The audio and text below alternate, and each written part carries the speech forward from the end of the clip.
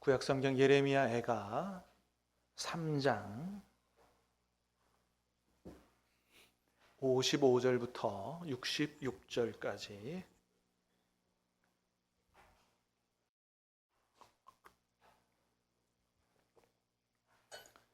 (1148면) 있습니다. 예레미야애가 3장 55절부터 66절까지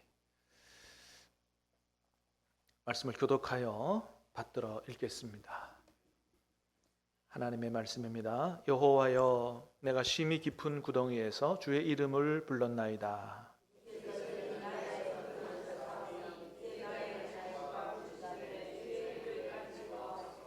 내가 주께 아랫날에 주께서 내게 가까이 하여 이르시되 두려워하지 말라 하셨나이다.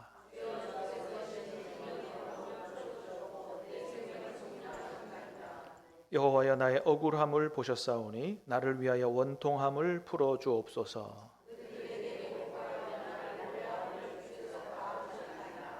여호와여, 그들이 나를 비방하며 나를 모해하는 모든 것,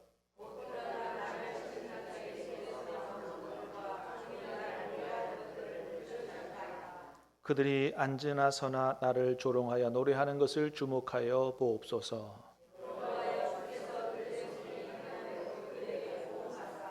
그들에게 거만한 마음을 주시고 그들에게 저주를 내리소서. 주께서 진노로 그들을 뒤쫓으사 하늘 아래서 멸하소서. 아멘. 예레미야 애가는 예레미야 선지자는 이제 별명이 눈물의 선지자라고 해서 이스라엘, 지금의 이스라엘, 북이스라엘과 남유다로 이렇게 우리나라처럼 분단이 된 적이 있죠. 남유다가 BC 586년에 바벨론 제국에게 멸망을 당합니다. 그래서 나라가 멸망하는 것을 실제로 본 사람이 누구냐면 예레미야 선지자예요. 하나님으로부터 말씀을 받고 나라가 바벨론 제국에 의해서 멸망할 것을 알고 있었고 또 그렇게 될 거라고 선포도 했고 실제로 하나님의 말씀이 그대로 이루어져서 나라가 멸망하는 것, 그리고 굉장히 많은 사람들이 죽어가고 어린아이들이 굶어 죽어가고 하는 것들을, 그 비참한 현실을 보면서 눈물을 흘리지 않을 수 없었던 선지자, 비운의 선지자, 눈물의 선지자 예레미야죠. 예레미야가 나라가 멸망하는 것을 보면서 눈물로 지은 시가 바로 예레미야 애가입니다.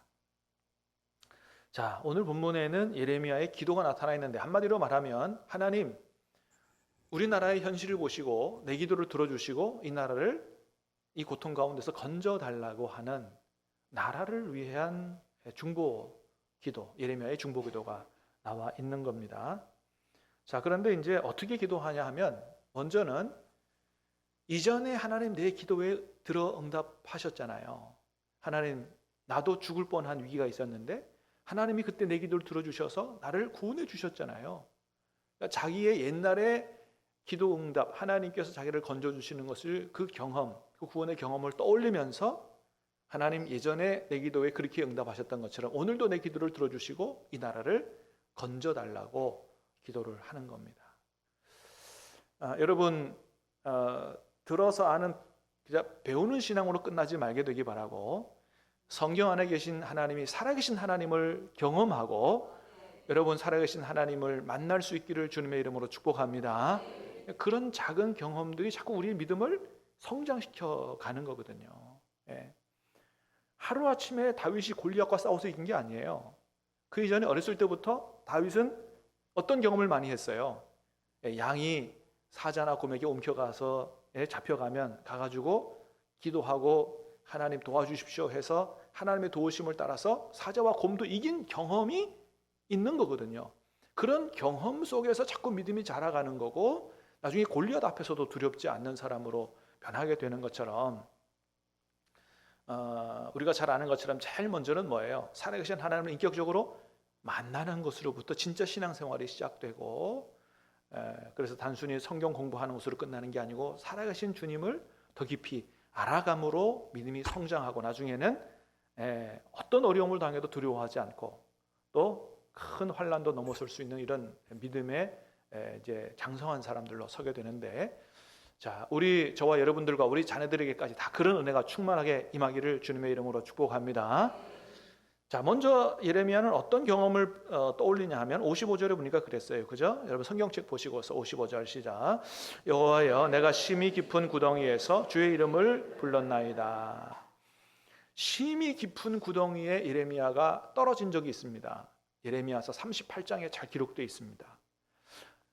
어떤 구덩이라고요? 깊은 구덩이 정도가 아니고 심히 깊은 구덩이라 그랬어요. 얼마나 깊은 구덩이였냐 하면 예레미야 38장을 읽어보면 예레미야가 혼자서 기어 나올 수 없을 정도의 깊은 구덩이입니다. 나중에 예레미야가 이 구덩이에서 건짐을 받는데 사람들이 와서 그걸 어떻게 꺼냈냐 하면 옷과 헝겊 조각을 엮어서 줄을 만들었어요. 밧줄을 내려가지고 거기서 붙잡고 올라와서 구원을 받습니다. 그리고 그 구덩이가 어떤 구덩이였냐 하면 그냥 마른 구덩이가 아니고 진창 구덩이였다고 기록하고 있어요. 그러니까 여러분 생각해 보세요. 깊은 구덩이, 매우 깊은 구덩이, 자기 혼자 힘으로 헤어나올 수 없는 구덩이, 물이 있어서 진창 구덩이에요. 그러면 누가 안 건져주면 어떻게 되는 겁니까? 죽을 수밖에 없는 그 죽음의 위기에, 죽음에 노출된 죽음의 공포가 있는 그런 상황에서 예레미야는 어떻게 했다고요? 주의 이름을 불렀다는 거예요. 할렐루야.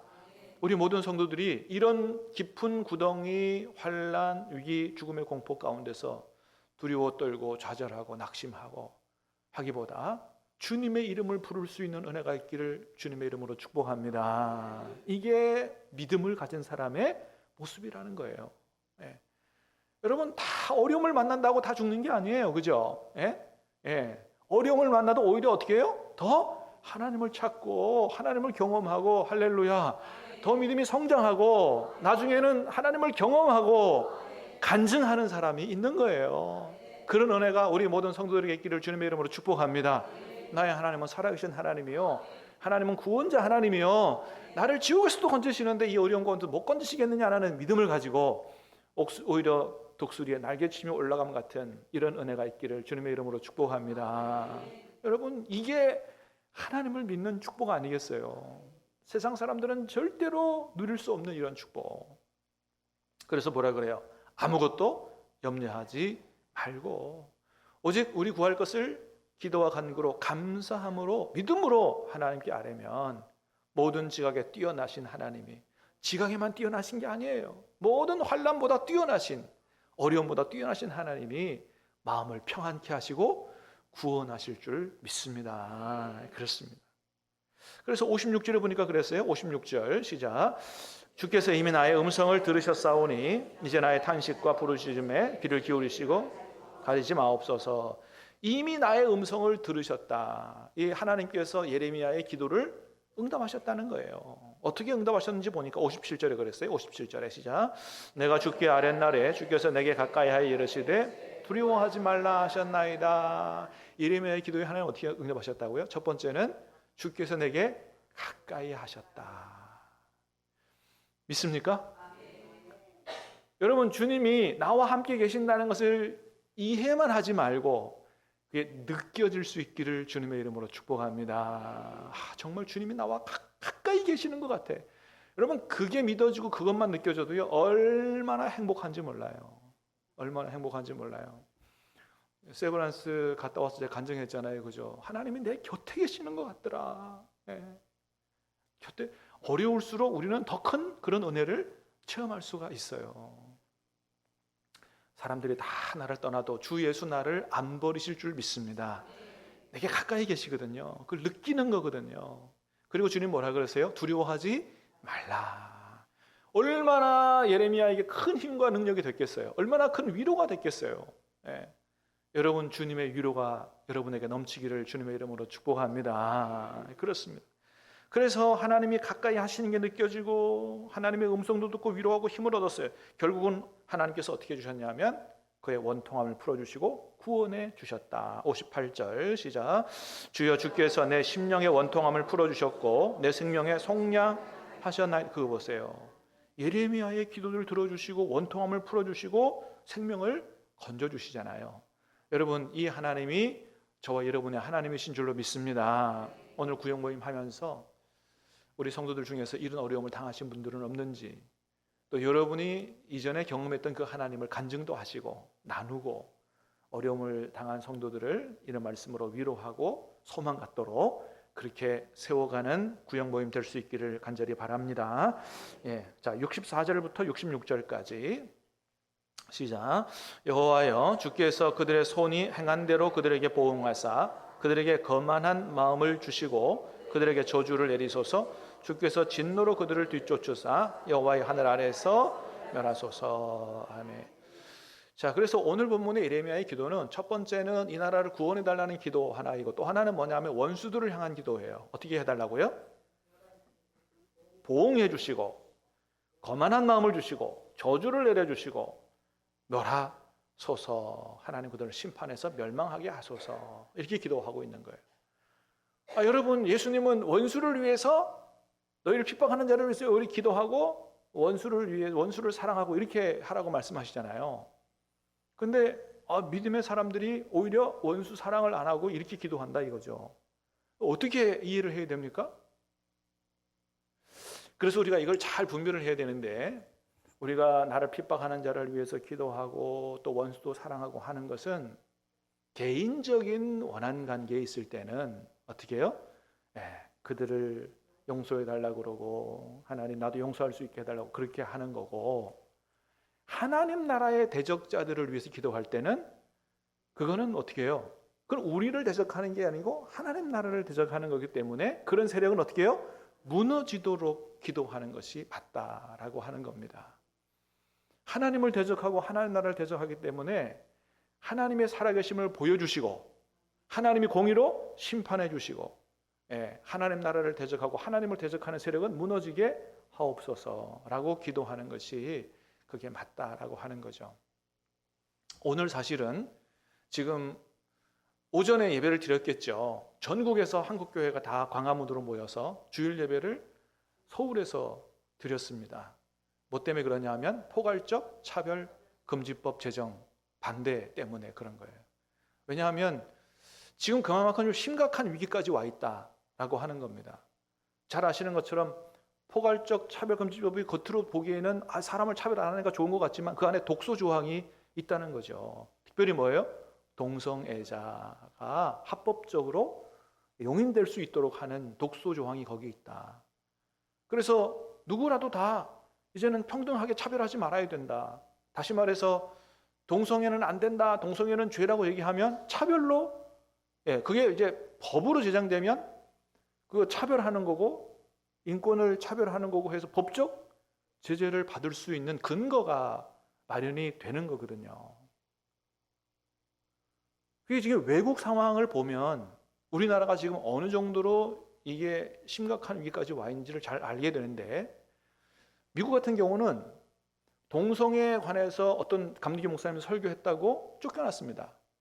감리교 본부에서 사람을 파송해가지고 한 20년 목회 잘하신 감리교 목사님 밖에서 교단 본부에서 온 사람이 잠깐만요 그러고 나와가지고 곧바로 강단에 나와가지고 오늘부로 이 목사님을 파면하고 새로운 목사님을 보내겠다는 일이 일어났어요. 뭐요? 뭐 때문에? 동성애에 관한 설교를 했다는 거예요. 지금 미국은 그래요. 그리고 동성애자 목사님이 남자가 화장하고 해서 설교하는 교회가 미국에 있어요. 유튜브에 다 올라와 있습니다. 미국이 어떻게 그렇게까지 됐느냐? 첫 번째가 지금 동성애 부부는 법적으로 우리나라가 안 돼 있잖아요. 동성애 하는 사람들이 함께 동거인으로 삽니다. 그 동거인들에게 건강보험 피부양자 자격을 준 거예요. 그러니까 부부는 아니지만 한 집에 사니 한 사람이 보험을 들면 보험 혜택을 받을 수 있도록 허락을 한 겁니다. 그리고 나서 2년이 지나고 나서 동성애자 부부 합법 법이 제정이 된 겁니다. 근데 지금 우리나라가 어디까지 와 있다고요? 동성애 동거인이 보험 혜택을 받을 수 있도록 대법원에서 확정이 됐어요. 예. 그러면 이미 동성애 부부를 법적으로 허용을 안 했지만 어떻게 해요? 거의 동성애 부부를 법적으로 인정할 때가 다가 왔다고 하는 것을 보여주는 겁니다. 아니 그걸 법적으로 부부로 인정하니까 피부형자, 가족으로 인정하니까 피부형자 보험 혜택을 받을 수 있도록 하는 거 아니겠어요? 그러니까 동성애자 그게 됐기 때문에 이제는 법적으로 동성애 부부가 합법적으로 공인될 날이 얼마 남지 않았는데 이게 마지막 마지노선이다. 이거 막지 못하면 법적으로 그렇게 되고 법적으로 동성 부부가 합법이 되면 교회에서 설교 못 하고요. 설교하면 감옥 가거나 엄청난 벌금을 물거나 이런 일이 벌어지고 더 나아가서는 동성애자들이 목사 가운 입고 설교하는 때가 오고 나중에는 이것이 사회적으로 만연하게 되면 나중에 우리 아들, 딸, 손자, 며느리 사위나 며느리 볼 때 잘못하면 남자 데리고 오거나 여자 데리고 오거나 큰일, 참으로 기가 막힌 일들이 벌어진다라고 하는 겁니다. 그래서 이런 세력들은 단순히 사랑할 대상이 아니고 하나님 이런 세력, 악한 세력은 무너지게 해달라고 기도하는 게 맞다. 여러분 오늘 구역 모임에서 이런 이야기들을 나누면서 함께 기도하고 특별히 이제 토요일 날 우리 가족전도잔치 이번에 대상자가 한 30명 정도 되는데 지금 파악해 보니까 한 15분 정도는 참여를 할 것 같아요. 15분에서 많게는 20분 정도, 20명 정도가 참여하는데 적은 인원 아닙니다. 초청해서 오는 분들이 그렇고 가족들이 오고 스태프들이 오고 해서 한 4, 50명 정도 행사를 할 수 있을 것 같은데 참여하시는 분들 여러분 아직 한 일주일 남았으니까 가족들을 위해서 많이 기도하고 섬기시고 또 이런 기회가 또 언제 주어질지 몰라요. 그러니까 많이 기도하시고 꼭 초청을 하시기를 바라고 절대로 실망하지 않을 겁니다. 그래서 여러분들 기도해 주셔서 이번에 많은 분들이 함께 구원받고 하나님을 예배하고 섬기는 복을 누리는 이런 전도전시가 될 수 있도록 기도해 주시기를 바랍니다. 기도하겠습니다.